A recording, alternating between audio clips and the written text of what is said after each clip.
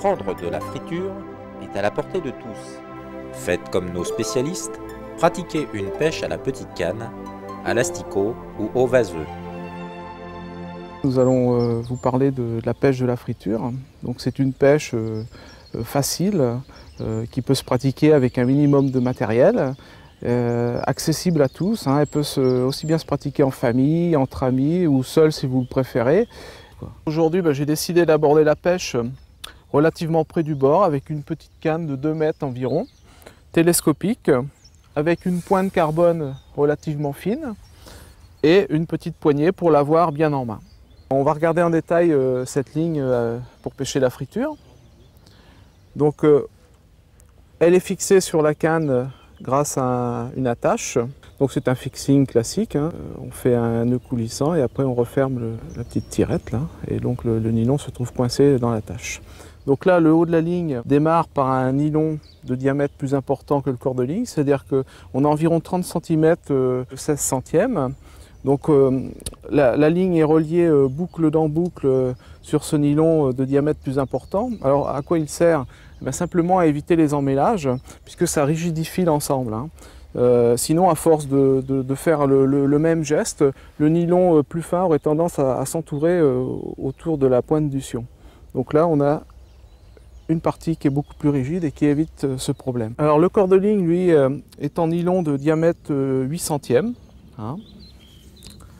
Après, on voit le flotteur. Le flotteur est un flotteur avec une antenne métal très fine, une quille courte, de façon à ce que le flotteur se positionne le plus rapidement possible.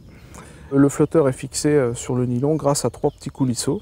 C'est important de pouvoir jouer sur le fond en cours de pêche, puisque les poissons peuvent changer de hauteur en fonction de l'ensoleillement, en fonction de plein de choses. L'importance de ce flotteur est de 0,20 g.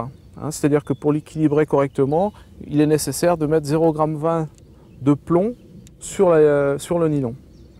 Alors on peut peut-être regarder en détail la plombée. On ne peut pas faire plus simple, c'est une plombée groupée.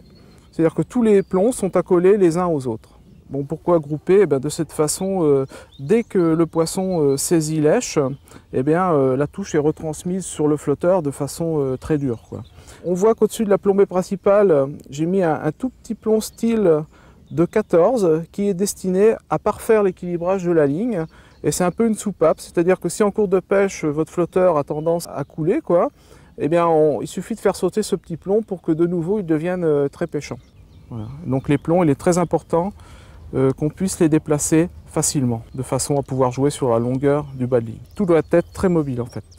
Donc après la plombée, on peut constater que je n'ai pas mis de bas de ligne. C'est-à-dire que j'ai fait un montage que l'on appelle en direct. C'est-à-dire que l'hameçon est directement monté sur le corps de ligne. De cette façon, je peux ramener les plombs très très près de l'hameçon. En effet, si la pêche est vraiment facile, si les poissons sont très mordeurs, il faut parfois avoir des bas de ligne très courts de façon à avoir une retransmission immédiate. Lorsque le poisson saisit lèche, comme ça, la touche est retransmise directement. Alors que si on a un bas de ligne plus long, le poisson va prendre lèche et on aura la touche beaucoup plus tardivement retransmise sur le flotteur. Voilà. Alors l'hameçon, lui, il est un petit peu particulier. C'est une forme spéciale qui est destinée à pouvoir enfiler lèche sur l'hameçon en entier. Et de cette façon, lèche va se retrouver bloquée à ce niveau-là et ne pourra jamais ressortir. Donc on va pouvoir pêcher 10, 15, 20 poissons avec la même èche. Alors pour la pêche des petits poissons, lorsqu'il y a une grosse densité de petits poissons dans un plan d'eau, on utilise principalement soit le fifis, qui est un genre de petit asticot à la peau très épaisse et qui est très dur. Donc il a la particularité de bien tenir à l'hameçon et de résister aux attaques des poissons. On n'aura pas besoin de cette façon de changer d'èche à chaque prise. Vous voyez, c'est très costaud, ça a la peau très dure. Donc ça, c'est vraiment l'èche qu'on utilise lorsqu'il y a une grosse cadence, lorsque la pêche est très facile. Donc c'est très petit et très dur. Alors l'èche la plus couramment utilisée pour les pêches de petits poissons et celle qu'on trouve le plus couramment chez tous les détaillants, c'est le pinky. C'est un petit asticot, mais à la peau beaucoup moins épaisse que le fifis, et c'est 3 ou 4 fois plus gros qu'un fifis. Donc là, il faut que les poissons soient déjà d'une taille un peu plus importante. Évidemment, la grosseur de l'èche sera déterminée en fonction de la grosseur de la bouche du poisson.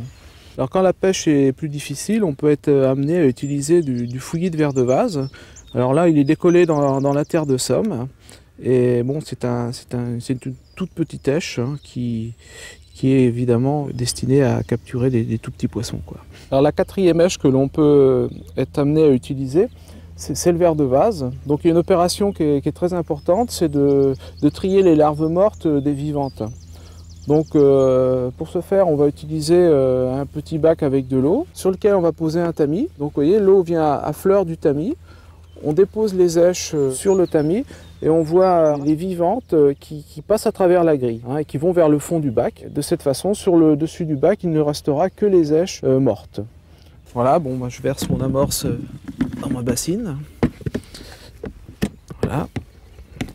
Donc, toujours en soupe, avec l'eau donc juste derrière. Donc on voit l'intérêt. On prend l'amorce. Hop, on se rince les mains.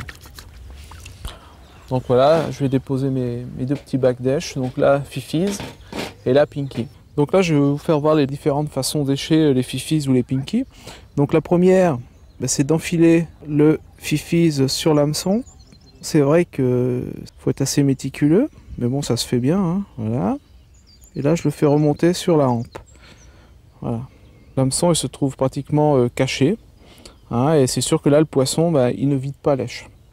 Donc ça, c'est la première façon. La deuxième façon d'écher, c'est d'utiliser par exemple un pinky qu'on va couper au ciseau.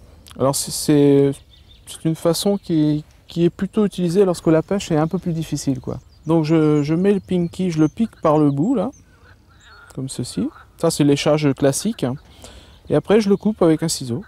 Voilà. Et là, vous voyez, il y a du jus qui sort. Et quand la pêche est un peu difficile sur les dos verts, ils sont très friands de ce qui sort du pinky. Et j'ai remarqué que dès que le jus avait été mangé par les poissons, l'èche était beaucoup moins efficace et il fallait remettre un pinky et le recouper. Et là, on avait de nouveau plein de touches. Donc allez, c'est parti. Après, on envoie une petite boule d'amorce. Donc on voit bien le nuage que ça crée. Voilà. Il faut qu'il y ait toujours un nuage persistant, quoi. Et on va voir, logiquement, on voit les poissons qui rentrent dans le nuage. Toc. Voilà.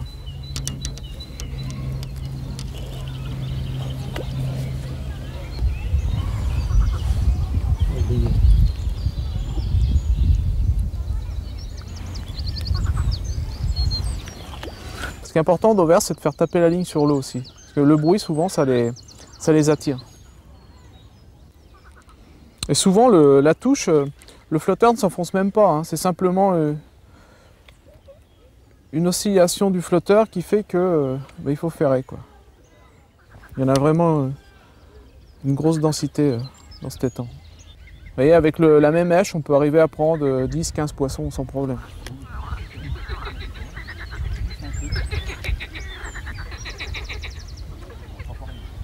Voilà, là, il faut changer l'èche parce qu'elle est vide, vous voyez.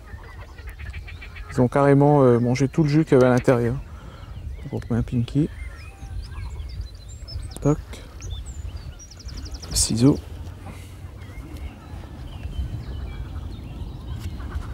Et là, normalement, c'est reparti immédiatement.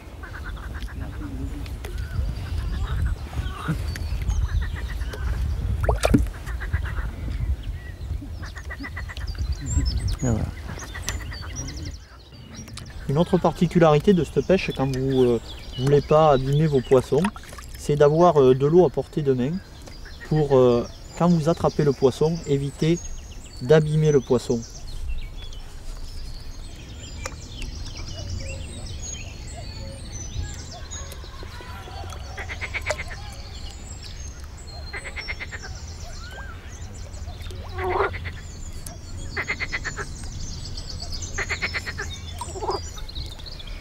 Votre longueur de ligne a également de l'importance quand vous voulez décrocher assez vite sans être obligé de poser votre canne à pêche par terre. Il vous faut à peu près 10 cm de moins que la longueur de la canne pour quand vous attrapez le poisson ne pas être obligé de mettre la canne sous le coude pour bien décrocher votre poisson.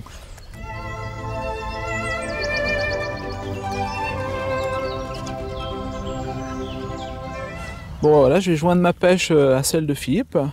Bon, on a pêché en 1 heure, quoi, hein, à peu près. Bon, c'est une petite pêche constituée essentiellement d'âble ou d'eau vert, comme on veut.